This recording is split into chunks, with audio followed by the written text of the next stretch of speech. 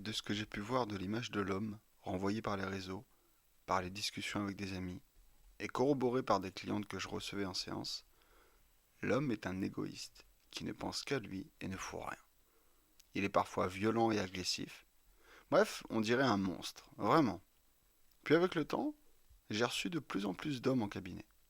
Et là, j'ai dû faire un constat brutalement opposé à tout ce que j'avais entendu à propos des hommes. Et oui, je pouvais quand même pas être le seul à être différent. En premier lieu, c'est ce qui m'a appris l'interprétation. À savoir, il y a autant de visions et d'interprétations différentes que de parties. Et jusque-là, je n'avais eu que la version des femmes. Là, j'avais enfin accès à celle des hommes. C'est là que j'ai découvert quelque chose de complètement différent. Pour illustrer, je vais prendre l'exemple d'un homme que j'ai reçu il y a peu, car je le trouve parfaitement représentatif de la réalité de l'homme. Alors au début, il vient pour un faux prétexte, comme souvent. Pas à l'aise en avion par exemple. Il a l'air plutôt sympa, souriant, mais je le sens tendu à l'intérieur. Puis très vite, on glisse sur le vrai sujet. Ça fait des années que je porte en silence, que je fais tout ce que je peux pour que tout le monde soit bien, que je souris en surface, je garde, je garde, je garde, que je veux que tout le monde soit bien et heureux. Mais là, je peux plus. Et là, il s'effondre, comme un aveu de faiblesse. Ce qui apparaît d'extérieur, c'est le mec qui trace sa carrière, qui fait le taf. Le soir, il rentre, il est un peu distant car il a besoin d'un instant pour digérer sa journée et pour offrir le meilleur à sa famille. C'est ça pour lui son job. Encaisser et toujours sourire. Prendre les balles à la place des gens qu'il aime et faire ce qu'il faut pour que personne ne manque de rien. Tout ça au final au prix des gens qu'il aime. Personne ne voit cela. Le sacrifice à l'état brut. Je ne dis pas que c'est une bonne manière de faire, hein. D'ailleurs, est-ce qu'il y en a seulement une?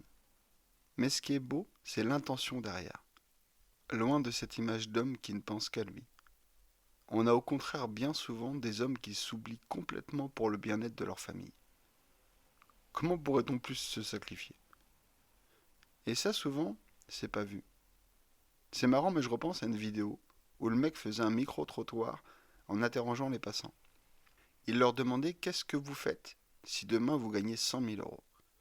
Les femmes interrogées répondaient un truc en rapport avec elles. Je prends soin de moi, je m'achète telle chose, je pense enfin à moi. Et les hommes, à l'unanimité, répondaient quelque chose en lien avec leur famille ou leur femme.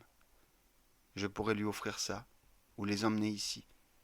Ce n'était qu'une vidéo, mais à mon sens, elle illustrait parfaitement ce que je retrouvais chez les hommes en séance. Quelqu'un qui se donne corps et âme pour quelqu'un d'autre que lui. Ce héros dont personne en réalité ne verra l'acte, mais qu'il fera quand même. Alors c'est très bien, mais vous êtes-vous déjà demandé ce que l'autre en face, que ce soit notre femme ou notre gamin par exemple, qu'est-ce qu'il attend lui? Est-ce qu'il perçoit mon je t'aime? Est-ce qu'il voudrait que je l'aime différemment? Est-ce que je voudrais que mon fils fasse et vive la même chose plus tard? Bref, ça a du bon de remettre en question notre manière de faire les choses, d'apporter un peu de conscience dans un monde où on est devenu des automates. Et si mettre de la conscience nous permettait de vivre autrement?